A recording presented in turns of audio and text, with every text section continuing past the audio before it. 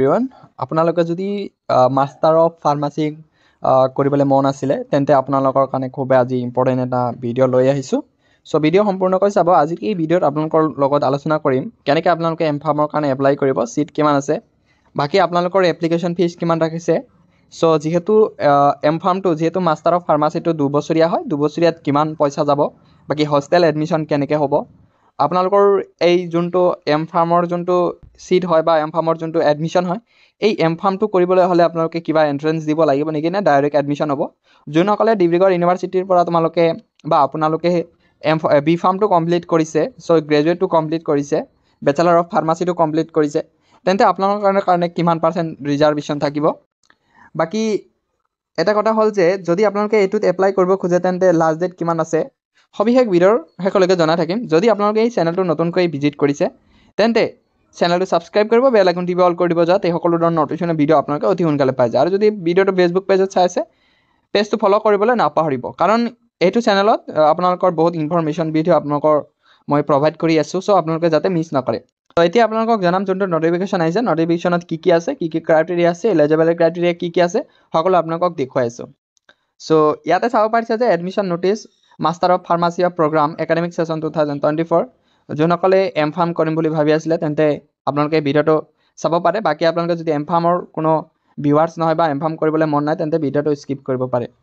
বাকী ইয়াতে আপোনালোকক ধুনীয়াকৈ লিখা আছে যে online invited eligible intending candidate for admission into the 2-year master of pharmacy of B pharm program in pharmaceutics and pharmacology and pharmaceutical chemistry and pharmacology for the session 2024 and 2025।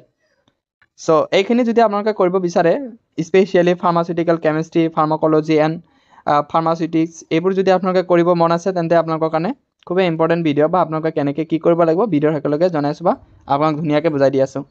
ইয়াতে যিহেতু eligible criteria কি আছে আপোনালোকে চাব পাৰিছে যে eligibility for admission প্ৰথম এ number অপশ্যনত আছে pass B pharm examination with minimum 55% mark from AICTE। আপোনালোকে যদি বি ফাৰ্মৰ কাৰণে মাষ্টাৰ অফ ফাৰ্মাচীৰ কাৰণে এপ্লাই কৰিব খোজে তেন্তে আপোনালোকৰ যিহেতু বি ফাৰ্মটো কমপ্লিট হ'ব লাগিব। যদি আপোনালোকে এম ফাৰ্মৰ কাৰণে এপ্লাই কৰিব খোজে তেন্তে বি ফাৰ্মত আপোনালোকে 55% মাৰ্ক হ'লেহে আপোনালোকে ইয়াৰ কাৰণে যোগ্য হ'ব।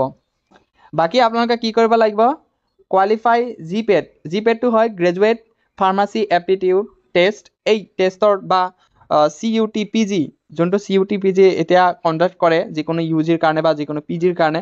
চ' আপোনালোকে যদি UGৰ কাৰণে এডমিশ্যন কৰিব খোজে তেন্তে CUT/UG দিব লাগিব। বাকী এইটো যিহেতু পষ্ট গ্ৰেজুৱেট হয় মাষ্টাৰ অফ ফাৰ্মাচী, চ' আপোনালোকে কি কৰিব লাগিব, এই দুটা এক্সাম হয়, যোনটো গ্ৰেজুৱেট ফাৰ্মাচী এপ্টিটিউড টেষ্ট আৰু এটা হ'ল common university entrance test post graduate.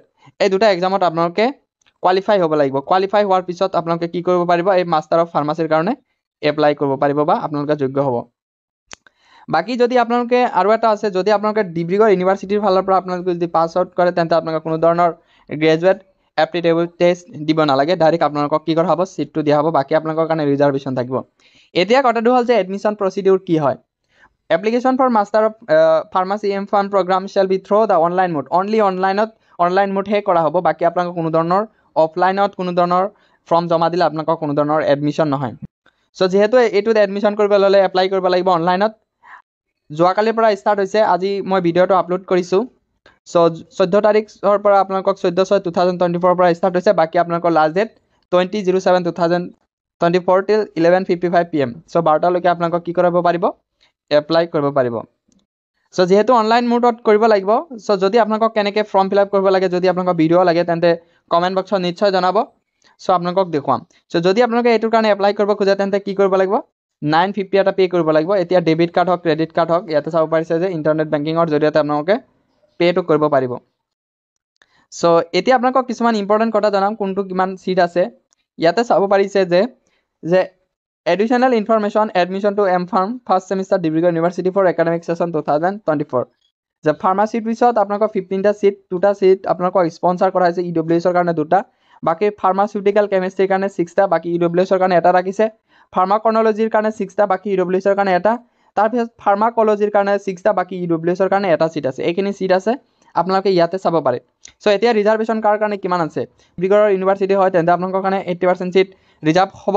বাকী আপোনালোকক যোনসকল ছাত্ৰ ছাত্ৰীয়ে এই যোনটো এক্সাম হয় গ্ৰেজুৱেট ফাৰ্মাচী এপ্টিটিউড টেষ্ট দি কেনে আহিব তেওঁলোকৰ কাৰণে 20 চিট আপোনালোকক কি কৰা হ'ব আপোনালোকৰ কাৰণে 20 চিট ৰিজাৰ্ভ কৰা হ'ব বা আপোনালোকক 20% চিট দিয়া হ'ব বাকি যোনসকলে ডিব্ৰুগড় ইউনিভাৰ্চিটিৰ ফালৰ পৰা বিফাৰ্ম কমপ্লিট কৰিছে তেওঁলোকৰ কাৰণে 80% চিট কি কৰা হৈছে ৰিজাৰ্ভ কৰা হৈছে সো এইখিনি আপোনালোকে চাব পাৰিলে সো ইমান এটা সৰু ভিডিঅ'টো ভাল লাগিলে চেনেলটো সাবস্ক্ৰাইব কৰিব বেল আইকন টিপল কৰি দিব যাতে সকলো ধৰণৰ নটিফিকেশ্যন ভিডিঅ' আপোনালোকে অতি সোনকালে পাই যায় আৰু যদি ভিডিঅ'ত কিবা সুধিব লগা থাকে তেন্তে কমেন্ট বক্সত নিশ্চয় জনাব আৰু এটা হোৱাটছআপ গ্ৰুপ আছে হোৱাটছআপ চেনেল আছে সেই চেনেলত আপোনালোকে ফলো কৰি ল'ব তাতে আপোনালোকে নিয়মিতকৈ এনেকুৱা ইনফৰমেশ্যন পাই যাব ধন্যবাদ